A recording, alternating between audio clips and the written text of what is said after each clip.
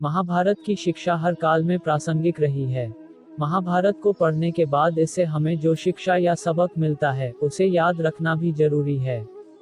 तो आओ हम जानते हैं ऐसी ही 25 तरह की शिक्षाएं जो हमें महाभारत, युद्ध और मृत्युंजय पढ़ने पर मिलती हैं। हालांकि यह भी सच है कि आप महाभारत पढ़ेंगे तो हो सकता है कि आपको कुछ अलग शिक्षा या सबक मिले। जीवन हो योजनाओं से भरा, जीवन के किसी भी क्षेत्र में बेहतर रणनीति आपके जीवन को सफल बना सकती है, और यदि कोई योजना या रणनीति नहीं है तो समझो जीवन एक अराजक भविष्य में चला जाएगा जिसके सफल होने की कोई गारंटी नहीं। भगवान श्री कृष्ण के पास पांडवों को बचाने का कोई मास्टर प्लान नहीं होता तो पांडवों की कोई औकात नहीं थी कि वे कौरवों से किसी भी मामले में जीत जाते।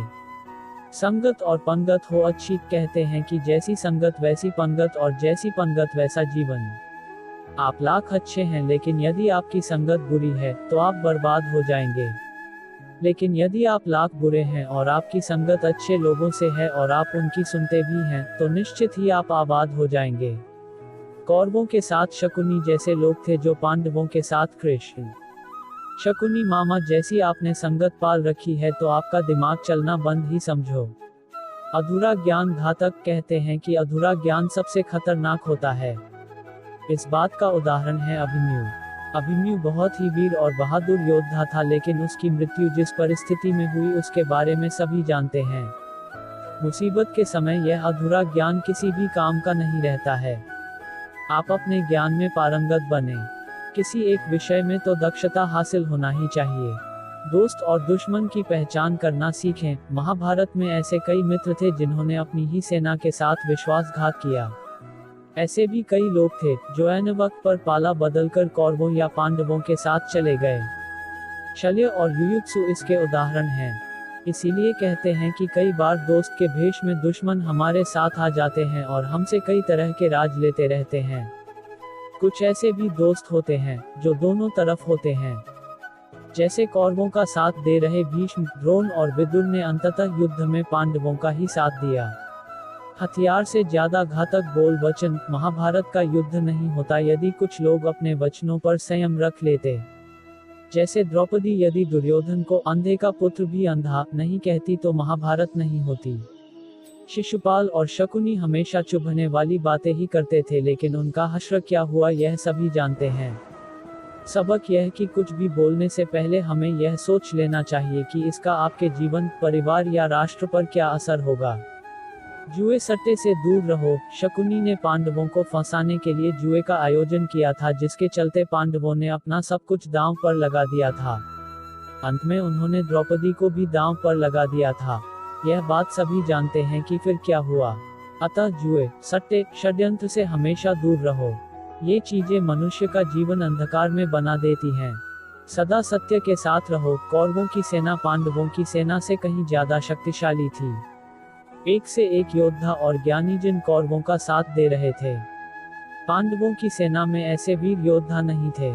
कहते हैं कि विजय उसकी नहीं होती जहां लोग ज्यादा हैं, ज्यादा धनवान हैं या बड़े पदाधिकारी हैं। विजय हमेशा उसकी होती है जहां ईश्वर है, और ईश्वर हमेशा वही है जहां सत्य है। इसलिए सत्य का साथ कभी न छोड़ें। अंततः सत्य की ही जीत होती है। सत्य के लिए जो करना पड़े करो। लड़ाई से डरने वाले मिट जाते हैं। जिंदगी एक उत्सव है, संघर्ष नहीं। लेकिन जीवन के कुछ मोर्चों पर व्यक्ति को लड़ने के लिए हमेशा तैयार रहना चाहिए। जो व्यक्ति लड़ना नहीं जानता, युद्ध उसी पर थोपा जाएगा या उसको सबसे पहले मारा जाएगा। महाभारत में पांडवों को यह बात श्री कृष्ण ने अच्छे से सिखाई थी। पांडव अपने बंधु बांधवों से लड़ना नहीं चाहते थे, लेकिन श्री कृष्ण ने समझाया कि जब किसी मसले का हल शांतिपूर्ण तरीके से नहीं होता तो फिर युद्ध ही एकमात्र विकल्प बच जाता है। कायर लोग युद्ध से पीछे हटते हैं। युद्ध भूमि पर पहुंचने के बाद भी अर्जुन युद्ध नहीं करना चाहता था। तब भगवान श्री कृष्ण ने उससे कहा कि न कोई मरता है और न कोई मारता है, सभी निमित्त मात्र हैं। आत्मा अजर और अमर है, इसलिए मरने या मारने से क्या डरना। खुद नहीं बदलोगे तो समाज तुम्हें बदल देगा। जीवन में हमेशा दानी, उदार और दयालु होने से काम नहीं चलता। महाभारत में जिस तरह से कर्ण की जिंदगी में उतार चढ़ाव आए, उससे यही सीख मिलती है कि इस क्रूर दुनिया में अपना अस्तित्व बनाए रखना कितना मुश्किल होता है। इसलिए समय के हिसाब से बदलना जरूरी होता है, लेकिन वह बदलाव ही उचित है जिसमें सभी का हित हो। कर्ण ने खुद को बदलकर अपने जीवन के लक्ष्य तो हासिल कर लिया, लेकिन वे फिर भी महान नहीं बन सके, क्योंकि उन्होंने अपनी शिक्षा का उपयोग समाज से बदला लेने की भावना से किया। बदले की भावना से किया गया कोई भी कार्य आपके समाज का हित नहीं कर सकता। शिक्षा का सदुपयोग जरूरी। समाज ने एक महान योद्धा कर्ण को तिरस्कृत किया था, जो समाज को बहुत कुछ दे सकता था, लेकिन समाज ने उसकी कदर नहीं की, क्योंकि उसमें समाज को मिटाने की भावना थी। कर्ण के लिए शिक्षा का उद्देश्य समाज की सेवा करना नहीं था, अपितु वो अपने सामर्थ्य को आधार बनाकर समाज से अपने अपमान का बदला लेना चाहता था।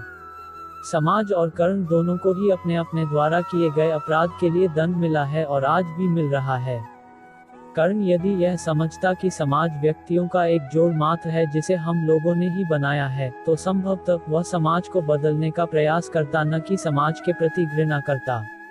अच्छे दोस्तों की कदर करो। ईमानदार और बिना शर्त समर्थन देने वाले दोस्त भी आपका जीवन बदल सकते हैं।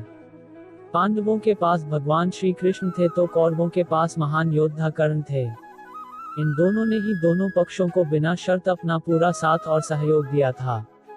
यदि कर्ण को छल से नहीं मारा जाता तो कौरवों की जीत तय थी। पांडवों ने हमेशा श्री कृष्ण की बातों को ध्यान से सुना और उस पर अमल भी किया, लेकिन दुर्योधन ने कर्ण को सिर्फ एक योद्धा समझकर उसका पांडवों की सेना के खिलाफ इस्तेमाल किया।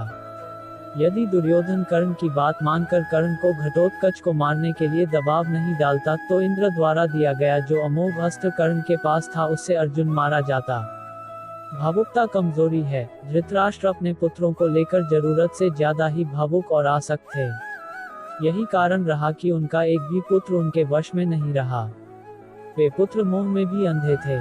इसी तरह महाभारत में हमें ऐसे कुछ पात्र मिलते हैं जो अपनी भावुकता के कारण मूर्ख ही सिद्ध होते हैं। जरूरत से ज्यादा भावुकता कई बार इंसान को कमजोर बना देती है और वो सही गलत का फर्क नहीं पहचान पाता। कुछ ऐसा ही हुआ महाभारत में धृतराष्ट्र के साथ, जो अपने पुत्र मोह में आकर सही गलत का फर्क भूल गए।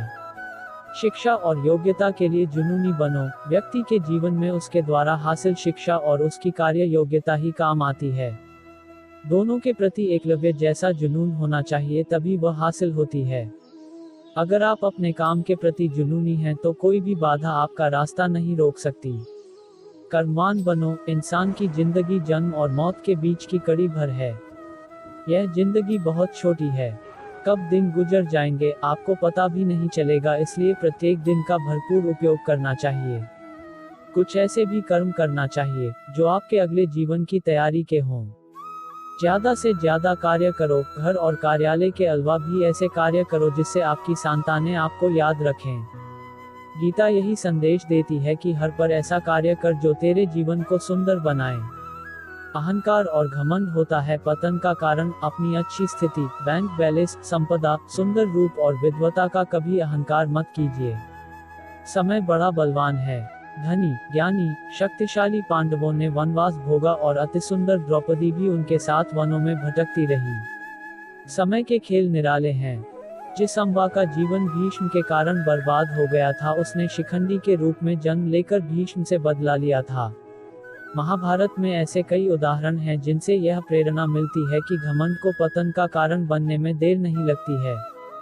कोई भी संपत्ति किसी की भी नहीं है। अत्यधिक लालच इंसान की जिंदगी को नर्क बना देता है। जो आपका नहीं है उसे अनीतिपूर्वक लेने, हड़पने का प्रयास न करें। आज नहीं तो कल उसका दंड अवश्य मिलता है। भगवान श्री कृष्ण कहते हैं कि आज जो तेरा है कल किसी और का था और कल किसी और का हो जाएगा। अतः तू संपत्ति और वस्तुओं से आसक्ति मत पाल। यह तेरी मृत्यु के बाद यहीं रखे रह जाएंगे। अर्जित करना है तो परिवार का प्रेम और अपनत्व अर्जित कर, जो हमेशा तेरे साथ रहेगा। ज्ञान का हो सही क्रियान्वयन। शिष्य या पुत्र को ज्ञान देना माता पिता व गुरु का कर्तव्य है, लेकिन सिर्फ ज्ञान से कुछ भी हासिल नहीं होता। बिना विवेक और सद्बुद्धि के ज्ञान अकर्म या विनाश का कारण ही बनता है, इसलिए ज्ञान के साथ विवेक और अच्छे संस्कार देने भी जरूरी हैं। हमने ऐसे कई व्यक्ति देखे हैं जो है तो बड़े ज्ञानी लेकिन व्यक्तित्व से दब्बू या खब्बू हैं, या किसी जंगल में धूनी रमाकर बैठे हैं। उनके ज्ञान से न तो परिवार का हित हो रहा है और न समाज का। ऐसे लोगों को कहते हैं अपने मियाँ मिट्ठू, खुद लिखे और खुद ही बाँचे। दंड का डर जरूरी, न्याय व्यवस्था वही कायम रख सकता है जो दंड को सही रूप में लागू करने की क्षमता रखता हो। यह चिंतन घातक है कि अपराध से घृणा करो, अपराधी से नहीं। दुनिया भर की जेलों से इसके उदाहरण प्रस्तुत किए जा सकते हैं कि जिन अपराधियों को सुधारने की दृष्टि से पुनर्वास कार्यक्रम चलाए गए, उन्होंने समाज में जाकर फिर से अपराध को अंजाम दिया है। अपराधी को हर हाल में दंड मिलना ही चाहिए। यदि उसे दंड नहीं मिलेगा तो समाज में और भी अपराधी पैदा होंगे और फिर इस तरह संपूर्ण समाज ही अपराधियों का समाज बन जाएगा। युधिष्ठिर के अहिंसा में उनके विश्वास को देखते हुए युद्ध के बाद भीष्म को उन्हें उपदेश देना पड़ा कि राजधर्म में हमेशा दंड की जरूरत होती है, क्योंकि प्रत्येक समाज में अपराधी तो होंगे ही। दंड न देना सबसे बड़ा अपराध होता है। न्याय की रक्षा जरूरी, न्याय हमेशा उन लोगों के साथ होता है जो शक्तिशाली हैं या जो न्याय पाने के लिए प्राणपण से उत्सुक हैं। जिन्होंने अपने लिए न्याय मांगा है उनके साथ ईश्वर ने न्याय किया भी है। मांगोगे नहीं तो मिलेगा भी नहीं, यह प्रकृति का नियम है। गुरु द्रोणाचार्य ने कर्ण और एकलव्य के साथ जरूर अन्याय किया था, लेकिन आज दुनिया अर्जुन को सर्वश्रेष्ठ धनुर्धर नहीं मानती, क्योंकि कर्ण और एकलव्य ने हमेशा न्याय की मांग की और अंत में आज दुनिया उन्हें श्रेष्ठ धनुर्धर मानती है। महाभारत हमें सिखाती है कि न्याय की रक्षा करना कितना जरूरी है, लेकिन यह भी एक कटु सत्य है कि न्याय सिर्फ शक्तिशाली लोगों के साथ ही है। छिपे हुए को जानने का ज्ञान जरूरी, यह जगत या व्यक्ति जैसा है वैसा कभी दिखाई नहीं देता, अर्थात लोग जैसे दिखते हैं वैसे होते नहीं, चाहे वह कोई भी हो। महाभारत का हर पात्र ऐसा ही है, रहस्यमय। छिपे हुए को जानना ही व्यक्ति का लक्ष्य होना चाहिए, क्योंकि ज्ञान ही व्यक्ति को बचाता है। भगवान श्री कृष्ण के ऐसे कई योद्धा थे जो छिपे हुए सत्य को जानते थे।